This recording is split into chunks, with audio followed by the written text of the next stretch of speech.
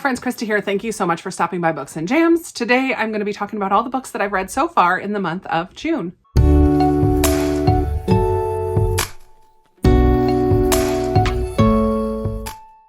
I have missed doing a mid-month wrap-up for the last couple months, and this month I was determined it was going to happen. A mid-month wrap-up needed to happen.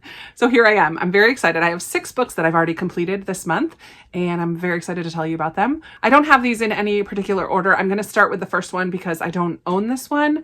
It's Yours Truly by Abby Jimenez, and I really enjoyed this rom-com. It is very popular. It's very hyped right now. So many people loved A Part of Your World last year. I enjoyed it as well. I don't think I loved it quite as much as everyone else. This is kind of a companion novel to Part of Your World. Bree is one of our main characters in Yours Truly, and she was a best friend of the character in Part of Your World. So in this one, we follow Dr. Bree. She works in the emergency room and is up for kind of a promotion and is held off because this other, like the head of the hospital, whatever, wants to give this other guy a chance. Enter Dr. Jacob Maddox, who just gets off on the wrong foot with Bree and the other nurses. They are all 100% Team Bree. And he shows up and has some social anxiety, which from what I've heard from others who experience anxiety, it's very, very, very good representation. I found it so interesting how he was portrayed. I really enjoyed the character of Jacob, such a wonderful man, but also just interesting to read about. So Jacob shows up and has a rough couple of first days, which it makes this almost like a hate to love situation. It's not quite that. But we do follow Bree and Jacob as they at first become friends and then move into a romantic relationship. I think the highlight of this book is Jacob for sure, and his anxiety and how he deals with it. He's very open about therapy and journaling, and he's just so kind and Bree as well. I just really liked their relationship and how that was portrayed on the page. It was a fun read. It was a quick read. I kind of flew through it. And I think I gave it 4.5 stars, which is pretty high. Usually I give rom-coms 3 stars, but I think Abby Jimenez is an author that I really do appreciate. There was one steamy scene, but you could easily just kind of skim through that. But that's not the whole focus of their relationship wasn't about the point where they were going to jump into bed together. There was a lot of other stuff going on, and I really did appreciate that. Abby Jimenez builds up the chemistry really well, builds up their banter and their relationship so that you believe it when they do finally fall for each other. It was realistic. It was believable. So I appreciated that. I really do like her, and I'm very interested in reading more of her backlist. A book that I did give 5 stars to was a thriller, Friends. Holy moly. This is a brand new thriller that just came out maybe a week or 2 ago, Drowning by TJ Newman, The Rescue of Flight 1421.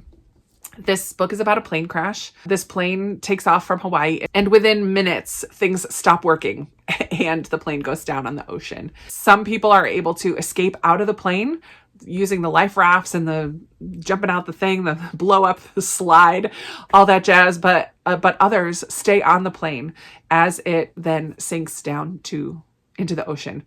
I was captivated by this story because we follow the people in the plane and the team of people who are trying to figure out what they can do. First of all, they need to figure out if there are any survivors. Second of all, they need to figure out how on earth are they going to get them. There are just so many precarious situations. However, TJ Newman did a fantastic job of getting me to care about these characters, which is not typical in a thriller for me. I found myself tearing up multiple times. On the plane are a father and his young 11-year-old daughter, maybe, and on the team of people on the outside trying to figure out what to do is the girl's mom, and the husband and wife are nearing the point of divorce. So their relationship is played out really well. The people that are on the plane, we get to know their backstories a little bit. It's so, so, so good. And what I find interesting, TJ Newman was a flight attendant. She may still be a flight attendant, but she's also an author now. She has 2 books, Falling, which I haven't yet read, but I do have checked out from the library. And then this is her 2nd book. Because she has experience as a flight attendant, I think she captures so well behaviors of all the people involved, passengers, like how they react, flight attendants, the pilots. She just captures this so well. So although it's an extreme situation that will most likely never happen, it felt very realistic because of the way she portrays all of the people involved, which I just absolutely loved. It was an easy 5 stars for me. I completed it. It's not super long, first of all, but it's also very action-packed and captivating. Like, I was just flying through the pages. Actually, I was listening to it on an audiobook. I did receive this from Avid Reader Press, so thank you so much for sending this to me. I highly recommend this. I mean, I know a lot of people have said they don't want to read it because of their fear of flying or of the water. Both things are very much at play here, so I completely understand it. But if you can handle a little bit of that, this book is worth your time, for sure. It's fabulous. It's written really well. Again, the fact that she got me to care about characters in a thriller is odd for me, and I loved it. So that's Drowning. A book that I did not really care for was The Curious Incident of the Dog in the Nighttime by Mark Haddon. This is one of my 12 books that I want to read this year, that I spun a spinner wheel and picked this one. And I just really didn't like this one. It's told from the perspective of a teenage boy who's autistic. So we get his thought process, we get how he is seeing the world. And at the very beginning, a dog in the neighborhood whom he loves is found dead with like a pitchfork or something along those lines. And so our young character, Christopher, is determined to find out what happened to this dog. We learn things about his family that he didn't even really know or didn't piece together because of his inability to pick up on social cues and things like that. It does turn into less about the dog situation and more about Christopher and his family. I just didn't really care all that much as it was going through, and I found parts of it very repetitive and honestly a little bit boring. I either gave it 2 stars. I think I might have given it 2 stars. I don't know if I even wrote it down that I read it. It feels like a 2-star read to me, like it was okay. I'm glad that I read it. It's been on my TBR on my shelf for a long time. I just didn't really care about it. So it's done. It is what it is. I just recently finished a buddy read that I did with Katie from Ponytails and Paperbacks and Ponytails. I'm sorry, I always get that wrong. I'll have her channel linked down below. We read The School for German Brides by Amy K. Runyon. I really enjoyed reading this with Katie. This is a novel of World War II, and we follow mainly 2 women, 3 kind of, but we get the perspective of 2 women who are connected by this 3rd woman. So we follow Hannah, who is a young German girl. Her mother passes away and her dad sends her to live with an aunt and uncle who are relatively wealthy, and they live right in Berlin. Hannah is very much expected to toe the line, be sweet and demure, and to lure in this captain or commander or whatever he is that her aunt and uncle want her to eventually marry. So she has to be the perfect little German woman.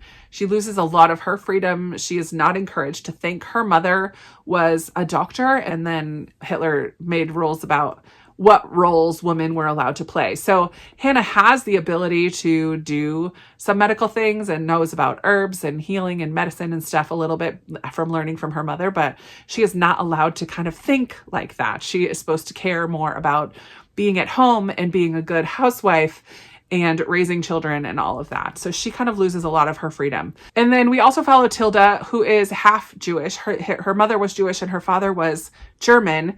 And when the dad figured out where the political climate was heading and Hitler and all of his decrees, he kind of left them in the lurch and got a new family and pretended that his old family just didn't exist anymore.